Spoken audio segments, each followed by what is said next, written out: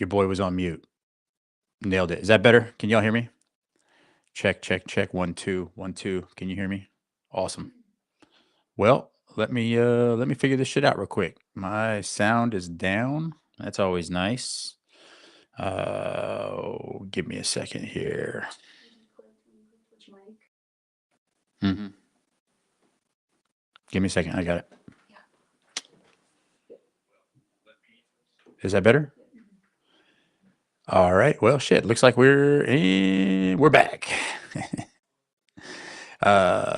Input's good. That's the mic there. Let's get a better mic going. All right. Check, check, check. 1, 2, 1, 2. Can y'all hear me out there? Is this thing on? Word. Let's rock. All right, guys. Today we're going to talk about Austin real estate vibes. This is going to be an AMA. Ask me anything. We're going to be very specific. Recently, the market stats came out for the city of Austin, and looks like the market has bottomed, which is great. What's up, Graham? Hope you've been well, man. By the way, Graham is going to go to the Sphere for the third time, which I have extreme amounts of FOMO, man. Hope you enjoy that. Bro, I think that the Austin market has bottomed, and here's why, right? Looking at the last 24 months, based off of our highs of August 2022, we've had a descending pattern of median price. And in the last 3 months, not only have our inventory has started to level out. We're currently at about 2.7 months supply. And for those that don't know, right, everything in the world tends to be supply and demand. And if you think about that, if I have 5 homes and 10 buyers, typically prices go up. If I have 10 homes and 5 buyers, typically prices go down. If I have 10 homes and 10 buyers, that's something where we're going to have a static market, right? And that's typically what we would call a buyers and sellers market, or a buyer that's in equilibrium. In real estate, if you have 6 months supply, that is the equivalent of equilibrium market. In this case right now, we're rocking about 2.7 months supply of inventory. That means over time, Austin real estate prices are going to go up. That's important, right? Because ultimately, people, when they buy something, they want to know that it's going, or at least with some certainty, they want to know that this property is going to be worth more, or this investment is going to be worth more tomorrow than it is today. Typically in real estate too, we try to model things out a little bit more than just say, you know, 6 months or a year, unless if you're adding a lot of value to that. Well, in this case, I believe that the Austin real estate market has bottomed out. But not only that, we're kind of running a very interesting kind of like Goldilocks golden zone to me, where at least for the next, I would say 6 to 12 months, rental rates are going to be down. And the reason for that is over the past 12 to 18 months, we added 80,000 new apartments to the Austin market. That's a lot. That's a jar. That's a shit ton, yo. That is a lot of apartments. That's a lot of building. What they didn't tell us is that we absorbed 60,000 apartments. So when you absorb 60,000 apartments and we had 80,000, similar to what we were saying with supply and demand, right? That would be the equivalent of having, what's that? Having 10 homes and having 8 buyers. That's the same thing, right? Typically rates are going to go down at that point. And that's why you're seeing a lot of tenants moving more, because housing and rentals are much more affordable. Guys, I think that's going to stop at the end of the year. And so to me, if you're a buyer looking to get into the market, I would say, and I'm not just saying this because I'm an agent. And by the way, you don't even have to fucking use me. I think that this is a good time to get in whatever market you're in. And the reason for that is because if you don't get in, I believe that rental rates are going to continue to creep up. Maybe not this year, it's depressed, but next year I think it's going to go up, and the year after that. And so if you look at what you can afford, 20 years ago, you could afford a home you can afford a rental in the Holly Street district, and let's say it was $1,200 a month. Now, for you to get a 3 bedroom, 2 bath for $1,200, you're going to be in, I don't even think it exists anymore. Basically, rental rates have gone up so much and inflation has gone up. However, if you bought a home in the Holly district at that time frame, not only would your payment be less than your rental rate at that point, but then your principal and interest would have been locked in, right? So if you bought that home for 125,000, now it's worth 650, 700. So not only is your net worth significantly higher, on top of that, you are living in a place that's extremely more desirable. If you're a renter and your income is not going up proportionately to inflation in the Austin market, you're going to get pushed out further and further. Again, that's up to you at this point. Man, I appreciate you, Stans, for always having my back and making some comments. He said, I just renewed my lease for my apartment and they lowered my rent and included 8 weeks free. So then he'll be able to buy a house after the lease is done. Too good of a deal for my apartment now. Yeah, you're not right. You're not wrong. Like, I think that there's an opportunity for renters right now. But what I'm saying is start to load that gun, start to get ready to pull the trigger to purchase because you're going to be there pretty quickly.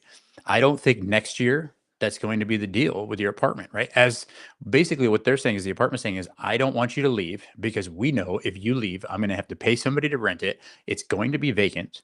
And on top of that, we're going to accept less of a rental rate. So for you to stay, we will make it so good. We'll make that carrot so good for you to stay that you won't leave. Man, see, Central Texas Living, what's up, man? We got the dude in here as well. Playlist, what's up? I know a bunch of the families coming in town this Friday. We got Jazzy Jeff is playing Dawa's Body Rock show this Saturday. It's their 15th year. If anybody's been to Body Rock shows, dude, it is absolutely it's a fucking ton of fun. Related to a very soul in the horn type of a party experience. So looking forward to being there for that.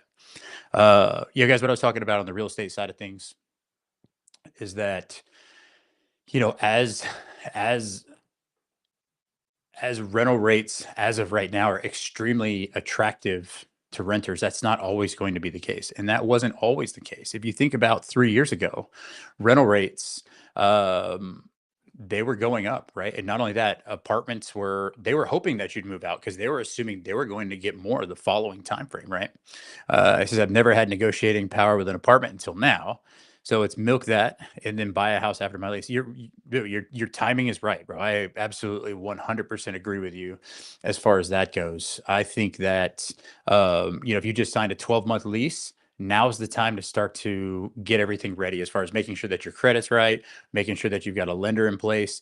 And here's the thing too, a lot of things that I'll tell buyers is just go look at a property just to see if it doesn't work. Because a lot of times in leases, there may be an opportunity for a sublet, there may be an opportunity for a sublease, or if something's such a good deal, there may be an opportunity to buy yourself out of that lease, right? So the nice thing with leases like that, sometimes there's a lot of flexibility. And right now, sellers are willing to be a little bit more motivated than I think they will be in 6 to 12 months. Because the stuff that I'm saying right now, it's not something that it's not something that other people aren't saying as well.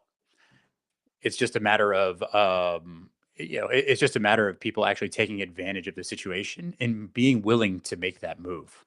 So yeah, so that's what we're going to talk about today. Man, it's cold out. Hey, I don't know how the hell this happened, but it felt like on Sunday it was 70 degrees. Monday woke up, it was like 50, and then went to sleep and woke up, it was like 7 to 15 degrees in Texas. And by the way, guys, in Texas, we're not made for this weather. For whatever reason, as the city was built, it was designed to get water off the streets very quickly. And so all their streets have a little bit of a camber to it. So when you start to we start to add black ice and you start to add snow, people just go right off right off the highway, basically, unfortunately. And having grown up in New England, it's like, I was born driving in this stuff. A lot of folks, aren't. And then, the other thing too is crazy is a lot of times why schools will go ahead and cancel school. I don't know if you guys know this or not, but one of the reasons why schools will cancel school even when it's cold, if there's not a lot of snow, is because unfortunately there's a lot of kids that don't have winter jackets, and that's really sad, actually. And so, you know, I would say a good nonprofit, if anybody has a bunch of winter jackets laying around, I would say a nonprofit like a Goodwill, or we can Google something and I'll put it up later. That's a nonprofit that works directly with giving kids jackets, because unfortunately a lot of kids out there don't have jackets. So yeah, shout out for real. I'm happy that there's no snow. Man, one thing that we don't talk about enough in Austin as one of the reasons why Austin, in my mind, is going to always be something that's attractive is all the different events that we have, right? So if you think about start of the year, January, there's not a lot of things happening in Austin. February, it starts to be the ramp up. You start to get the buzz.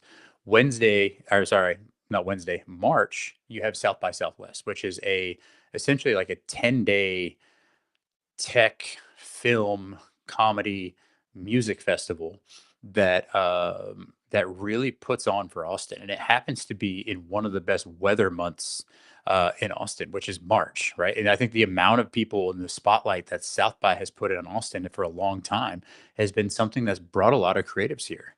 If you guys know this, but Foursquare was launched on during South by. Twitter was launched during South by. There's been a lot of companies and a lot of creative growth that's come from from South by Southwest. And then as we're going, we have MotoGP in April. The summer we have some things. It's just too darn hot to do anything in the summertime. But as then we come back around to October, that feels like a Wednesday. You're not wrong. Um, then we have October, we have ACL, which is now 2 weeks. So you have 70,000 people each week. And then after that, you have F1, which, if anybody's ever been to Austin in October, it is like the gauntlet of stuff happening, right? You got ACL, you've got F1, and then you've got Halloween. So those that are in the service industry at that point are just like, man, what the hell did we get ourselves into? It's a lot, right? But you think about it, like we in Austin, we have our years anchored by Southwest, ACL, and F1. In each of those in its own right would be something that any city would love to have because of the economic impact that it has. Each of those brings in hundreds of millions to actually F1 brings in about $1 billion with that economic impact. Then you include UT and all the football games and everything else. There's a large amount of influx of people that are always visiting Austin. And one of the things that I get from feedback from people that visit is just like, man, Austin is such a great city. Everybody just loves to be here. And for the most part, I think that's true, especially that kind of like old Austin vibe of like, people are just, what I love about Austin is that people don't ask, you don't get asked the question, what do you do right off the gate, right? People aren't just like, oh, what do you do? When they ask you that, they're kind of sizing you up a little bit. Um, Man, let's see. Also, rent and hotel prices skyrocket around this. That's right. Rent and hotel prices do skyrocket. Hey guys, I don't know if you know this, but City of Austin is in the process of passing a law right now with Airbnb. And this is crazy. Is right now there's about 15,000 Airbnbs on or short-term rentals on Airbnb, and there's only 2,000 to like 2,500 of them that have licenses. So that means that a major percentage of properties that are currently on Airbnb are not licensed. Couple things. One, obviously the hotel lobbies are strong. And two, the city of Austin wants their money, right? So if those are not on Airbnb, they're not collecting those hotel taxes. That's going to make it tough for Airbnb. I think that Airbnb prices are probably going to go through the roof, especially they're going to have different rules. Like if there's another Airbnb within 1,000 feet of yours, you're not going to be able to do it. There's going to be some that are already grandfathered in, but you need to make sure that you do not give up your Airbnb license during that time frame. But what that will do, I mean, obviously, to your point, Stans, is that it's going to make hotel prices go up more because right now Airbnbs are getting crushed. It's not a wonderful business model for those that are in it because there's just so many out there. Again, like everything else with the pendulum, it swings too far. A lot of people do it, and now you're swinging back the other way where they're not booked as much, right? So people are either doing long term and or people are putting them on the market to sell. Guys, again, this is Paul Smith with 12 Rivers Realty. I'm a founder, realtor, investor, developer. Just doing a, kind of a real estate AMA. I'm gonna call it real estate vibes today because we're just kind of on a vibe hanging out. Y'all have any questions about real estate, please let me know. If you have any questions about development, let me know. And shout out to my foundation people for pouring slabs on what was that? I guess it was on Tuesday. So I've got a development out in Driftwood that we're building office warehouse flex space, which that industrial space right now is one of the hottest across the country as far as need goes. And these things are leasing up so quickly. I'm grateful to have had the opportunity to purchase them. And yeah, the to give you an idea, the investment's about 190,000 per warehouse, bringing in roughly about 10,000 a month in rent plus triple net. So it means a lot of times when you're investing, the owner has to pay for the taxes and insurance. With commercial real estate, a lot of times the tenant pays the taxes and insurance. So then the owner is just responsible for their principal and interest. So at a payment, you have your PITI, which is principal, interest, taxes, and insurance, right? And so typically on your normal residential investment, the owner is responsible for all that. In a situation where you have commercial, it's nice. The tenant pays for a lot more of that stuff, right? So now I'm not responsible for all the overhead, and that makes the investment substantially better. So in this case, it's about a roughly $190,000 investment. The cash flow ends up being somewhere in the realm of $60,000 a year. Ends up being close to at my cost at least, about a 30% ROI, which is amazing. Anytime you get an opportunity to make 30% on your money, guys, any chance you guys get an opportunity to make 30% legally on your money, I strongly suggest you do it. Obviously, doing it illegally, don't tell me about it.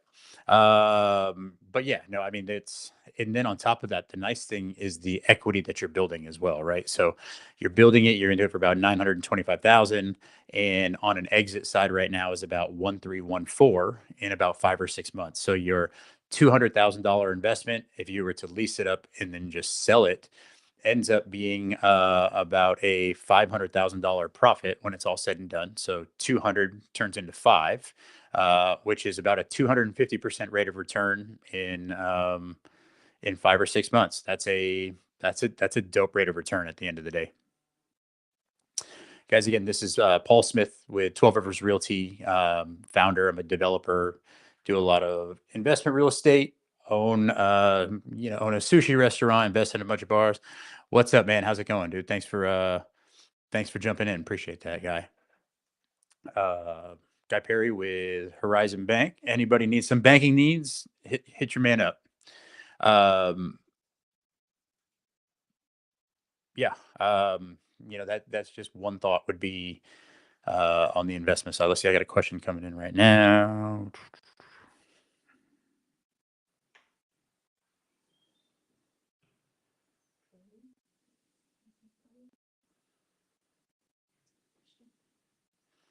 What got me into real estate?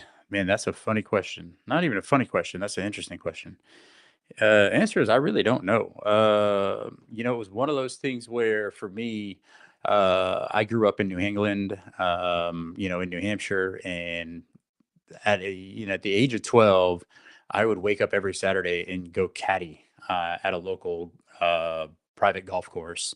And I think at some point at that young age, I started to relate success in real estate because having grown up in my family, there'd have been no reason for anybody to get into real estate because not many folks own their homes. And so the only thing I could think of is something that was planted very early on that had me, equate success in real estate, basically. And so, yeah, when I graduated high school, I joined the military. They sent me down to Fort Hood. After Fort Hood, started bartending on 6th Street. It wasn't dirty at the time; it was just 6th Street. And from there, got into real estate, and that was in 2005. So I've been doing this for Jesus, I guess coming up on 20 years. I know it doesn't look it, but apparently I got in when I was 18. Just kidding. Yeah, so that was one of the reasons, right? Is one, to me, I was always in the people business. I enjoyed relationships. I enjoyed people. I enjoy the art of the deal. I enjoy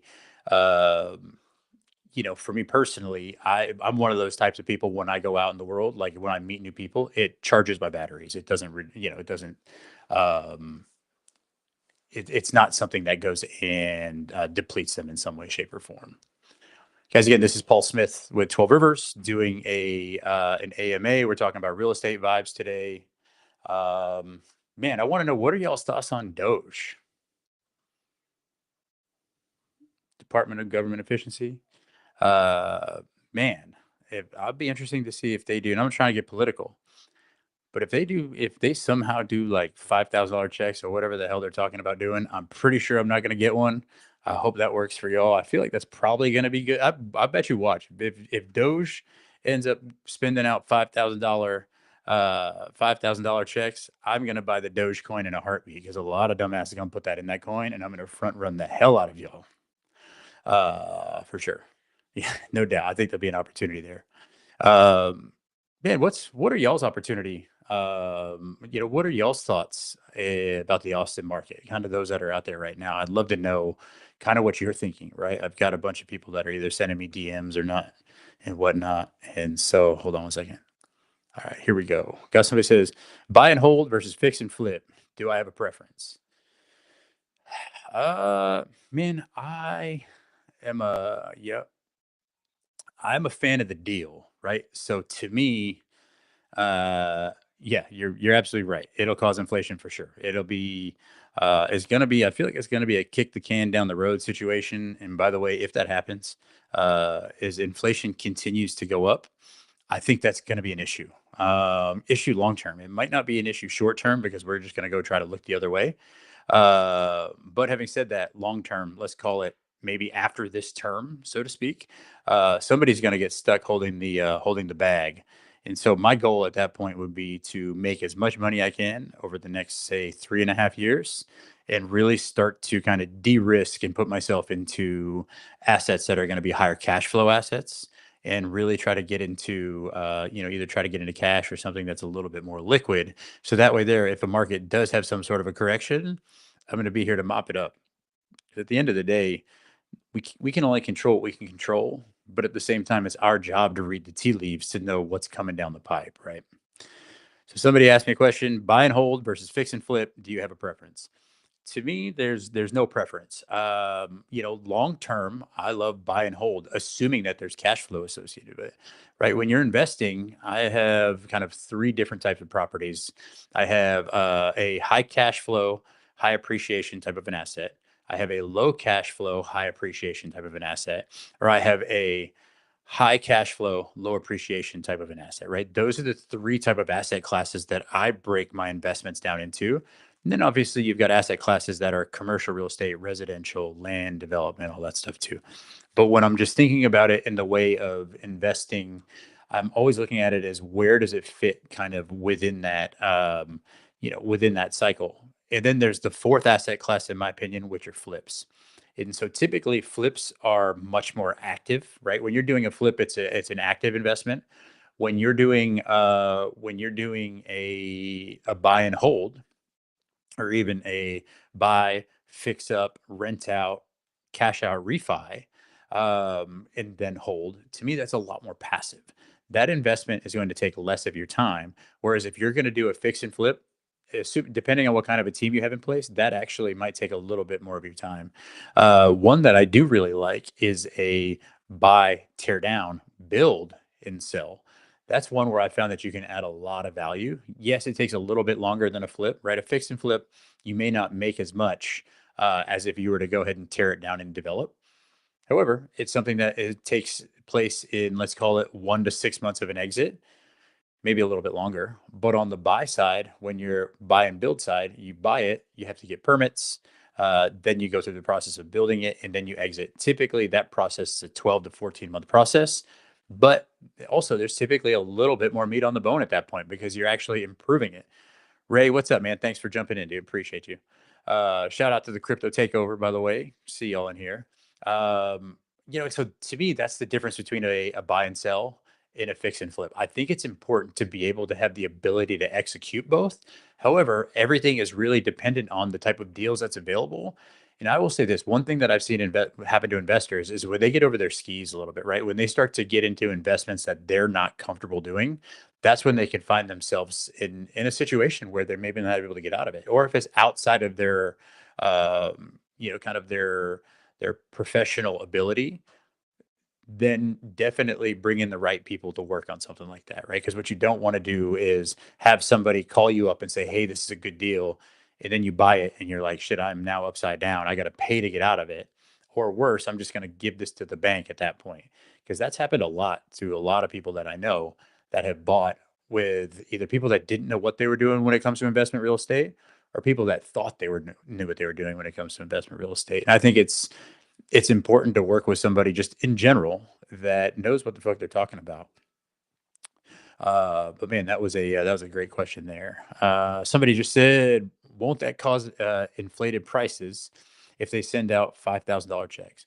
Man, let me tell y'all a story real quick. So back in 2008, 2009, the government was actually giving a $8,000 tax credit for buyers to purchase first time home buyers to buy homes.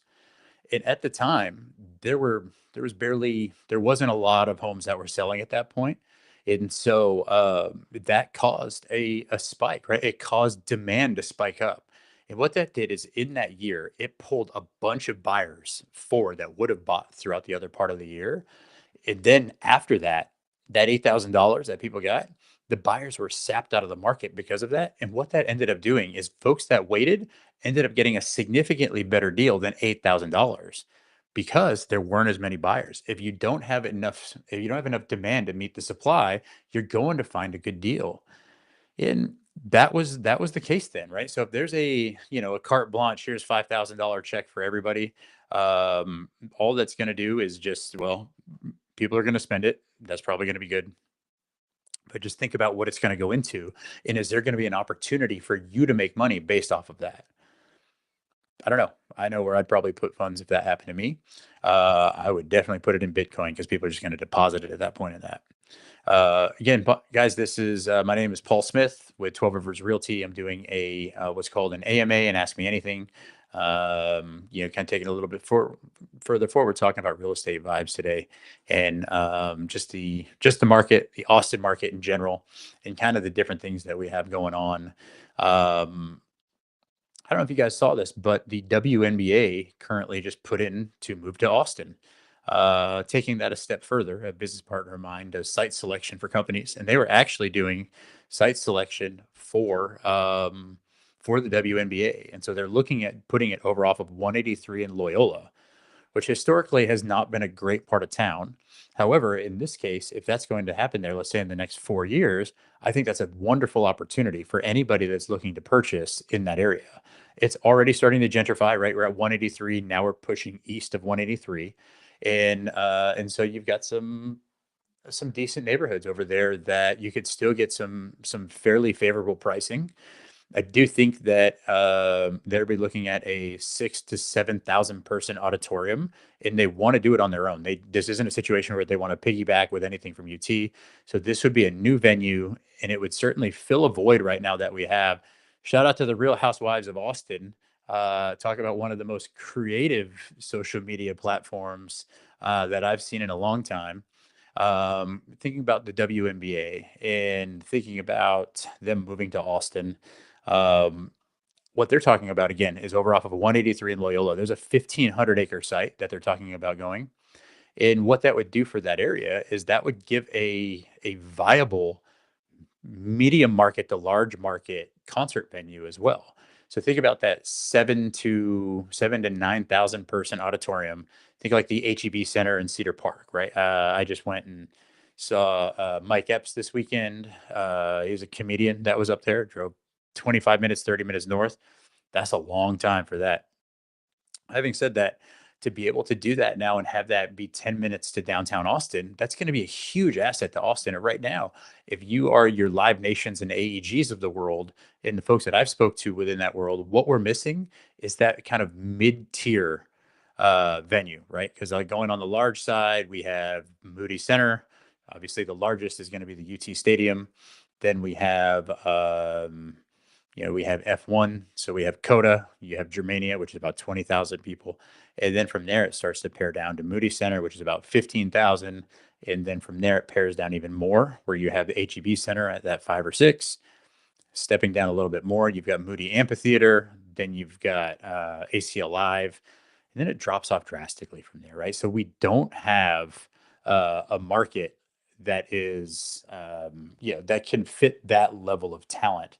And so it'll be interesting to have that here in Austin. That's just like one more thing that's going to make East Austin extremely attractive.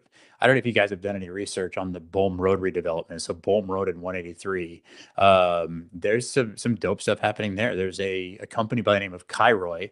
They're redeveloping, or they're going vertical on the 6th and Quad building, which it was rumored that Elon was going to take one of the penthouses. He didn't. He ended up he bought the whole 28th floor of the Austin proper hotel. Fuck it, why not? Uh, And so they got that 68-story building going up, and then they also have Waterline, which is going to be a 74-story building. So it's a company that's just built the largest and the second largest buildings in Austin that are going vertical right now. They also are building over off of Bolm Road and 183. So if you're thinking about where you should put your money long term, that's a great place to put money. Of course, it's great for first time home buyers. Schools just definitely aren't there yet. I think, if you're either single person or looking to start a family and trying to find a place where you can put money. And if I was going to, instead of me kind of going like this and like throwing dart at a board, if it were me and I was going to if I was going to go laser pinpoint, that would be an area that I would definitely look at long term. Also, proximity to the airport's great, easy to get into downtown. And then the nice thing too is it's an easy shoot up 183 to the Domain. A lot of times we forget about the Domain in a lot of ways. And I didn't forget about it only because I was literally, up in Cedar Park this weekend, and Mike Epps and his crew wanted to after party. So we ended up at the Rose Room, not to be confused with Red Rose, by the way. It was not that. It was the Rose Room. It was not the strip club. And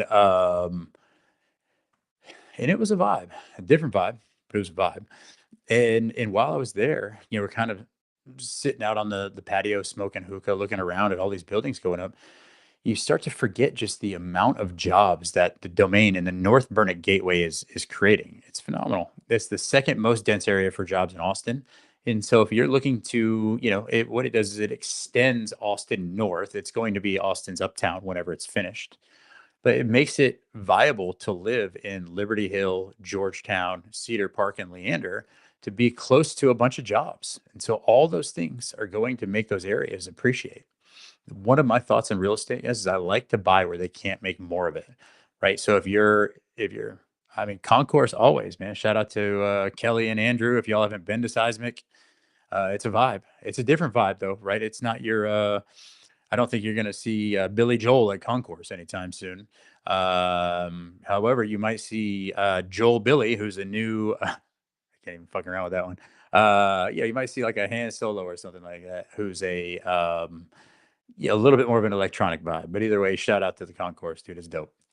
Um, what's up, Dom? Hope you're well, man. Let's see.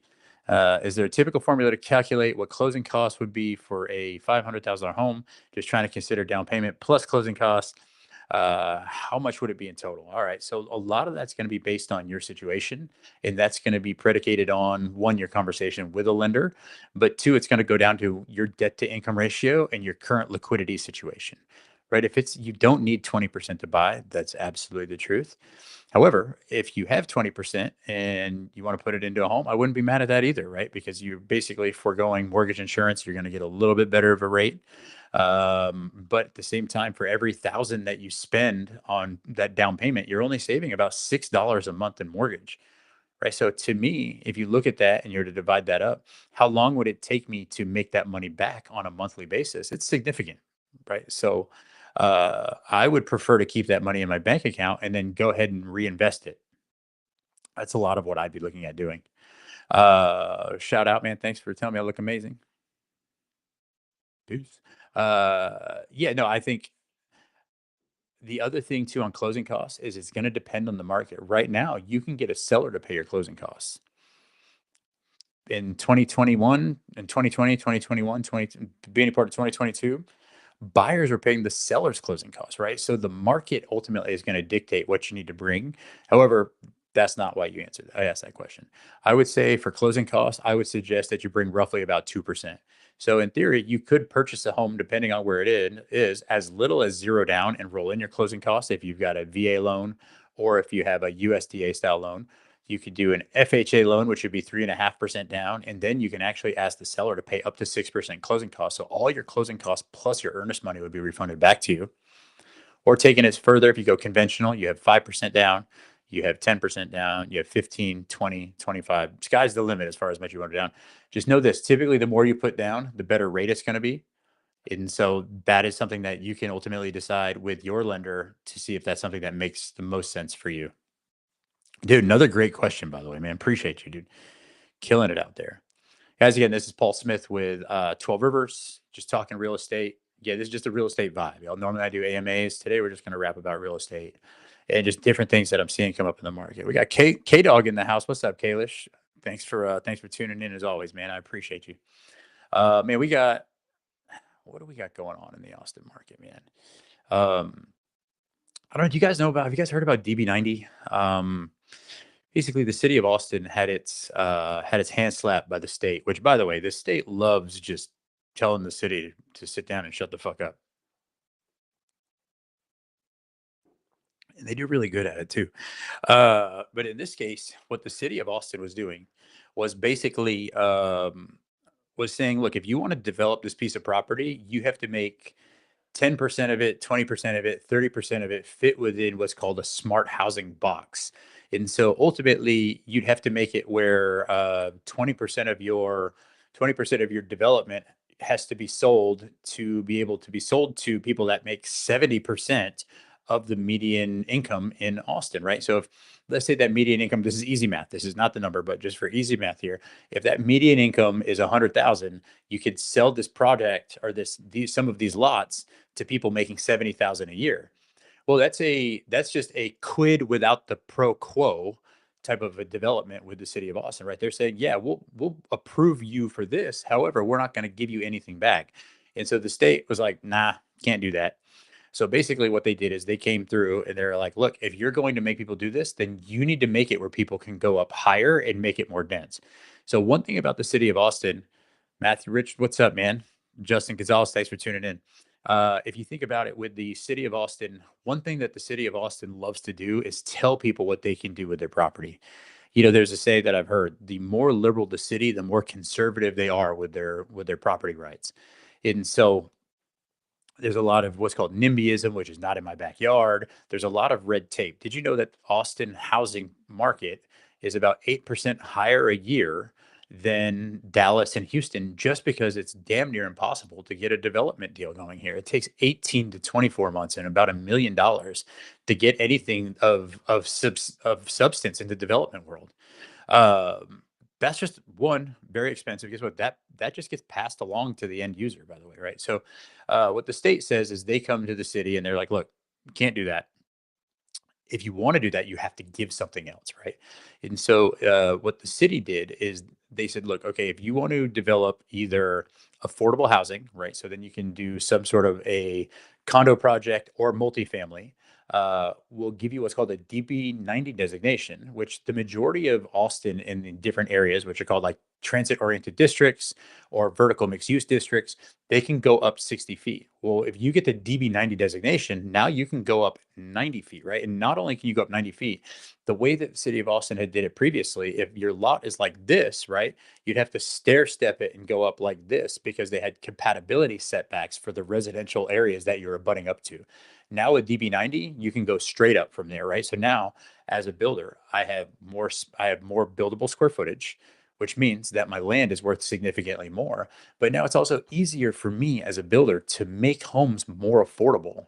Because at the end of the day, affordability is 100% a thing in Austin, and also being able to take care of our creative class is something that needs to happen. Otherwise, you're just going to see everybody move out to Lockhart, which is happening right now, by the way. Shout out to First Fridays in Lockhart, by the way. But uh, that's ultimately what's happening, right? So again, the state was like, "No, city, not going to be able to do that. If you're going to do that, you have to give something else," right? So that's the quo piece, right? The city was like, "All right, here's the pro, here's the quo, quid pro quo, ultimately." And so now people are able to go up 90 feet. Now, doesn't necessarily say that you're going to go up 90 feet because the development sometimes doesn't necessarily make sense, right? So we'd be building something which is called 2/4, right? So, or sorry, 4/2. So we have 4 stories of wood over 2 feet of concrete. And then the 2 feet of concrete is going to be the first floor retail, is also garage. And then the top floors above that, those are going to be wood.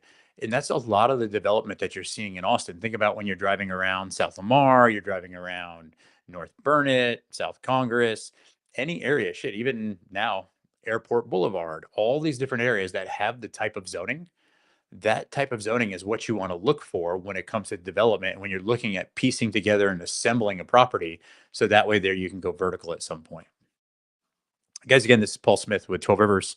I'm a founder, realtor, developer, just overall jack of all trades. Definitely a master of none. Um, but we have a real good time doing it. We're just talking real estate today, guys. If y'all have any questions, please feel free to let me know. Let me go ahead and check my DMs real quick to see if anybody hit some stuff up here. Mhm.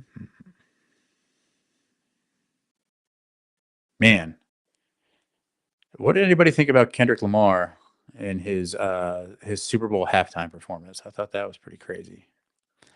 Do you have a specific guiding principle that shapes your investment decisions? That's a good one, right? So, do I have a specific guiding principle that shapes my investment decisions? Um, Man, I guess if it makes cash, it makes sense. That's not real, but there's no principle, right? I think ultimately, when I'm looking at investing in real estate, I'm going to look at you always make your money when you purchase.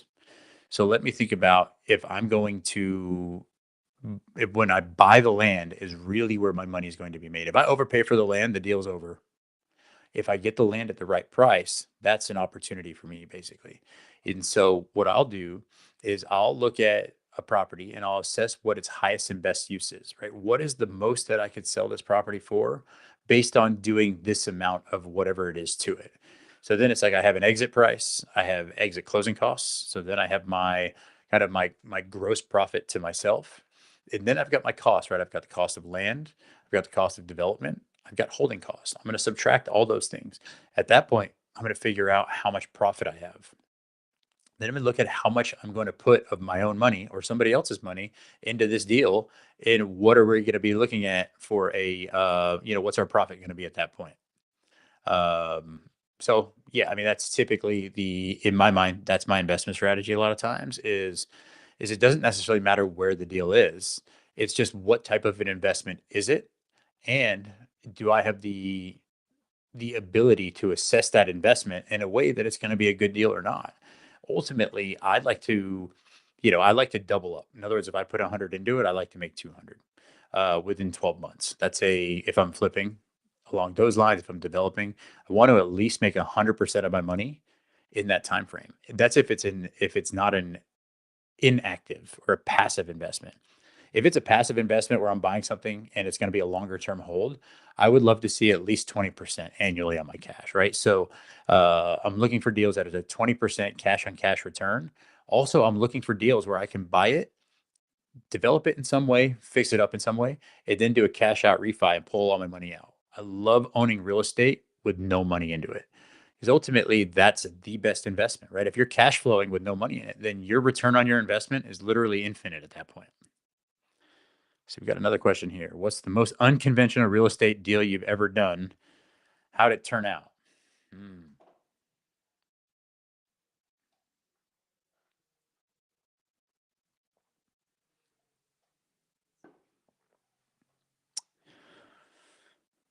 I don't know. I've done a lot of conventional stuff. I've never done anything that's like crazy unconventional. Okay, yeah, I got one for you. So I bought a condo for a family member over off of East Riverside back in 2011. I bought it for 26,000, and it was owner finance, right? So it was owner finance 10% down. So I bought it for 26,000, which meant that I bought a condo for $2,600, and then I made a commission on it, right? So my commission was 3%. So my 2,600 less my roughly 750 meant that I bought a condo for $1,900, and I think I sold that condo in 2019 for somewhere around like 181,000. So I turned my 1,900 into a profit of about 160,000 in about 8 years. That's pretty good. That would be one that I would duplicate 10 times out of 10. Some of the other fun stuff that I've done is, buy a property and then let everything around it appreciate as you're kind of designating different areas that you'd want to buy. And then as that's happening, you start to develop it. So I actually sold the backyard of one of my properties for $200,000. And the crazy thing is that the whole house cost me 138,000. right? So I bought the house, rented it out, everything down the road for 138, and then turned around, condoed it, and sold the backyard to a developer for 200,000. And also during that time of ownership, I did multiple cash out refis, so I was actually up on that property significantly.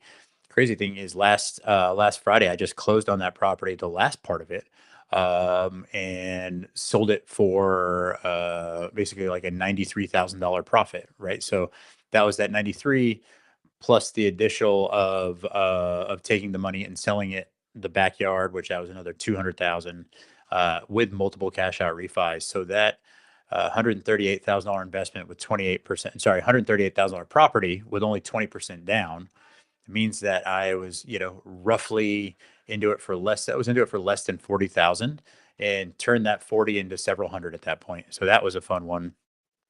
Um, a lot of times when it comes to investing is this just understanding and knowing more than everybody else is a great way to make money. Also, we're in the information business, right? It doesn't matter what type of a market you're in. Doesn't matter if you're in stocks. If you're, it probably matters if you're in stocks because you can't insider trade. But in real estate, we can actually insider trade. And by that, I mean, if I know that for example, 6 months ago, if I knew that the WNBA was looking to move to Austin and I had an idea where they were going to go, had I gone and bought the real estate around that area before it was announced, that would put me in an opportunity to make significantly more than other people. So yes, again, it's not just about what you know. It's about who you know. It's always about marketing. It's always about networking, and really trying to get the information that's needed to make one well informed decisions when it comes to real estate. But then two, how to make the most money and maximize your investments. And a lot of that is just making sure that the people that you're hanging out with and the networks that you're keeping are the people that are doing the things that you want to do. Yeah, I tell my agents all the time, if you look around and your 5 closest friends don't own homes, get new friends. It is what it is, right? It's hard to sell homes to people that don't own homes or want to for that matter, right? If you want to get into a real estate investing and all of your friends don't invest in real estate, find new friends, right? Like what you can do is you can step up your at least your EQ and your social EQ by hanging out with the right people that you want to, with the network that you want to see yourself in. I just get this Paul Smith with 12 Rivers Realty. We're doing a AMA, stands for Ask Me Anything. Today, the topic is real estate vibes, right? So, um, has anybody driven out by the Y lately? It sucks. It really is not great, right? It's getting better though. And shout out to all the construction out there. Ever since I've been in real estate, they've been doing something out at the Y. The Y at Oak Hill is like 35. And I'll tell you what, once they fix it, and once the Y in Oak Hill has been set up appropriately, everything that is 20 minutes past the Y is going to be worth significantly more money. So think about Blanco, think about off 71, things out in Wimberley, that area, Driftwood is going to be so much more accessible that it's going to take that land and make it worth significantly more. If you own in Belterra right now and you're thinking about selling, maybe it's something that's going to keep it. K Dog is the Y. Actually, what's crazy is I'm about to go drive out to the Y. I got a listing coming up in I got a listing coming up in Belterra, so that's the reason I was looking into that. Might have been some sort of a shameless plug for some real estate stuff I got coming up, but dude, I think that the Y is once that's transformed is going to be something that's going to be huge for the market. Same thing happening right now in Bastrop, right? So you think about all the overpasses that are being created. What that's going to do is that's going to open up all the cities on the other side of Bastrop for investment. Same thing that happened at Liberty Hill. If you think about 10 years ago, Liberty Hill was literally a blinking light. Well, once you install 183 and 183A, it makes it so much quicker to bypass Cedar Park and Leander and go all the way up to Liberty Hill. Now that real estate doubled and tripled proportionately or significantly at a higher rate than real estate that may have been closer in. There's a lot of reason for that, right? It's easier to get to. The domain is also something that's pretty big in that area. Have you guys heard of a term called the demographic epicenter? So a demographic epicenter is if you were to take a cross on a map and you were to Lauren Elizabeth's like, why is he talking about crosses? If you talk about a cross on the map, basically it's where the same amount of people live north, south, and east and west in Austin. So if you think about back in the late 1800s, the demographic epicenter of Austin was essentially it was Town Lake or the Colorado River because people needed to at that point live closer to water. And so as Austin grew, it started to grow north, right? So you have it where in the 20s and 30s it became UT. As it continued to go up from there, it in the 70s it was Highland Mall, and in the 80s it was the Arboretum. In the 90s it was Lakeline Mall. And guys, again, what we're talking about is the demographic epicenter, where if you were to draw a cross on the map, the same amount of people live north, south, and east, west, right? Now the demographic epicenter in Austin is moving its way up 183 to 183A. And so if you're looking at where Austin is exploding, that's where it's happening. And all that happened because of 183A. A lot of that too was the perception of the light rail. Really, not that many people ride it for what it is, but it went all the way up to Leander. Crazy thing is, it doesn't even have same thing with Austin's bus stops. We don't have any stops in Cedar Park either because Cedar Park really didn't participate in the funding of any of that.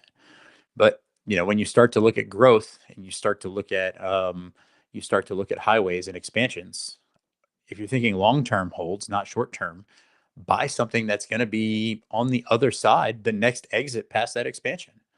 Now all of a sudden that real estate has become only 20 minutes from downtown or the Domain versus being 30 minutes. And really, people are going to be willing to pay for that. And so let's see. K Dog said, agreed. All the small arteries getting expanded and easier to travel. Prime example is US 183A North. It exploded. I was already crazy long on Northwest Austin because it's got probably some of the best, it's got one of the best trifectas of school districts in Austin. That's not that's not Eanes and it's not Lake Travis ISD, or in this case DRIP, which is Westwood High School, Canyon Vista Middle, and Catherine Caraway Elementary School. Is one of the best like three pairings of public schools that are not Eanes and not Lake Travis in Austin. And so I was already kind of long on that area as far as rentals go. Actually, the first home that I ever bought was up off of Palmer and McNeil, right behind that HEB. Bought it for 110,000 with 10K down. Oh, look at this. My phone just alerted me. Looks like Krungbin's coming to Austin April 23rd. By the way, if y'all haven't seen Krungbin live, they're absolutely amazing. Shout out to Krungbin and the fam. Looking forward to everybody in Austin. I think that's going to be at the Moody at Germania. I don't know where it is, but either way, it's going to be a vibe. If I'm watching, people always ask me as a first time home buyer, should I move? Should I move where? Right. And so a lot of that's going to be predicated on your price point. And also what's your intent and for me, whether you're a first time home buyer or second time or investor, to me, real estate's always an investment. And so I challenge you to always think about real estate as an investment.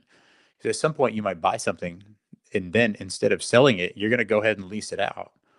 Let's say at the same time that's happening, you're starting your family planning, right? And so you bought that property with 5% down. Let's say it's a $330,000 property out by Tesla out at Austin's Colony, right? This is some game for everybody, real quick.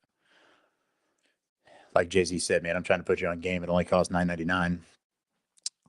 If you are looking to start a family in the next few years and you're currently a renter, let me tell you how you're going to pay for your child's college with not a lot of money.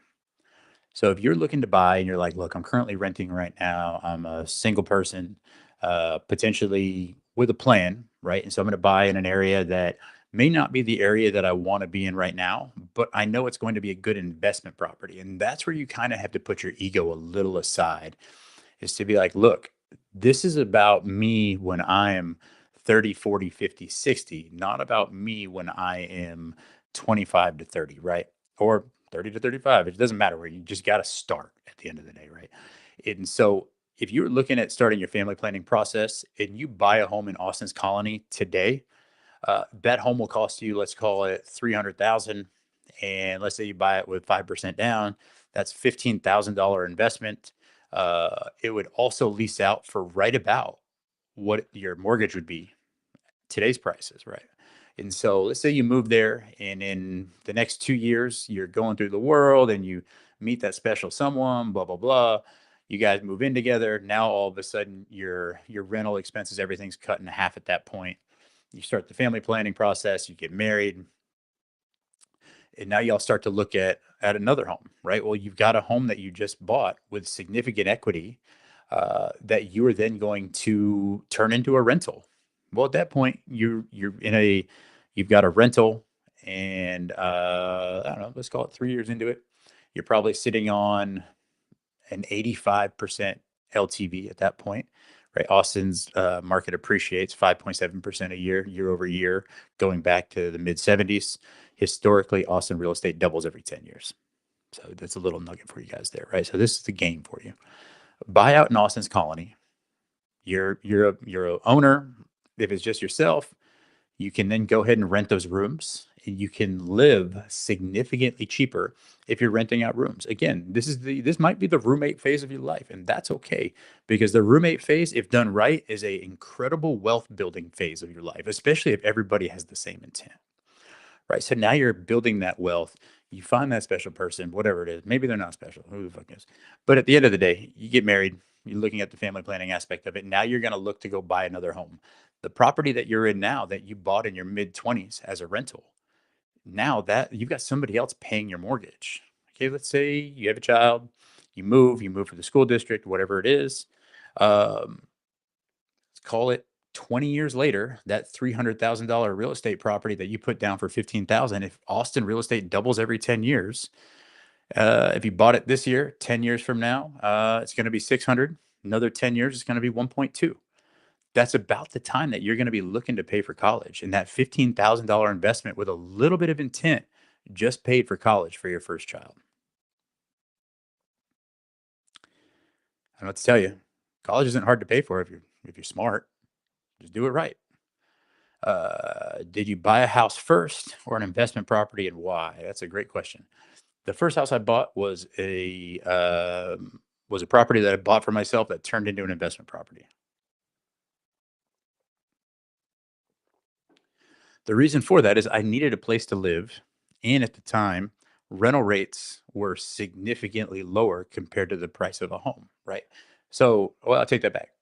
The price of a home was significantly lower compared to the rental rate. So when you start talking about what's called a gross rent multiplier, the GRM or gross rent multiplier of a home was significantly better when the prices of homes were significantly less. And unfortunately, that's just the truth. And so I bought the first home for 110,000 and it was leasing out for about 1,300 a month. Now to give you an idea, that same type of a home, that home that we're talking about in Austin's Colony for 300, probably going to lease out for 2,300 a month at most on the top side of it, right? So the gross rent multiplier it's just not as attractive as it was then. We said that if you look at the way that the tax code is written, it is very advantageous for homeowners when it comes to owning real estate. And so I would think that would be the main thing that I would want to chat about is that just because you're renting a home, you're not getting any sort of tax incentives. You're not writing anything off. You're not gaining any equity at that point. If you were to do, sorry, I'm just over here playing with my phone real quick, seeing if I can see myself on video, and I can't. Cool. Um, if you get to write off your property taxes, you get to write off your interest. Um, you get to write off your property taxes and your interest are the two main things that you get to write off with homeownership. And so if you think about this, I always think about it as a renter, I think of things as a monthly basis. As a homeowner, I think of things as a yearly basis. Here's why, is because the tax incentives that you save by owning a home are so significant that you'd make that money at the end of the year, right? Because you have to pay less in taxes. That's essentially less that if you take that on a monthly basis, that means that my monthly effective cost is significantly less. Now, if I have a $2,000 a month rental rate and a $2,600 a month mortgage, if we work those numbers out, the 2,600 a month mortgage on an annual basis actually ends up being less than a $2,000 a month rent. People are like, well, how's that the case? It's like, yeah, you might be paying more into your home, but you're paying less to the government. And honestly, I would pay more into my crib than everybody else's crib. Right? I would rather give more money to putting it towards my personal net worth than giving money to the government. So that way, they can just go ahead and spend it on whatever they're going to spend it on. By the way, guys, this is Paul Smith doing an AMA. If you guys have any questions, please feel free to let me know. Man, I've been going for about an hour and 10 minutes now. So that's it would appear I've just hit the next level of rambling without saying anything important. Uh, but guys, again, if you have any questions, please feel free to hit me up. If you have any real estate questions, feel free to DM. Happy to happy to chat at any point about anything. But guys, I'm gonna go ahead and sign off right now. I got an appointment to jump out to. Again, my name's Paul Smith. Thanks for tuning in. Y'all be good. Peace.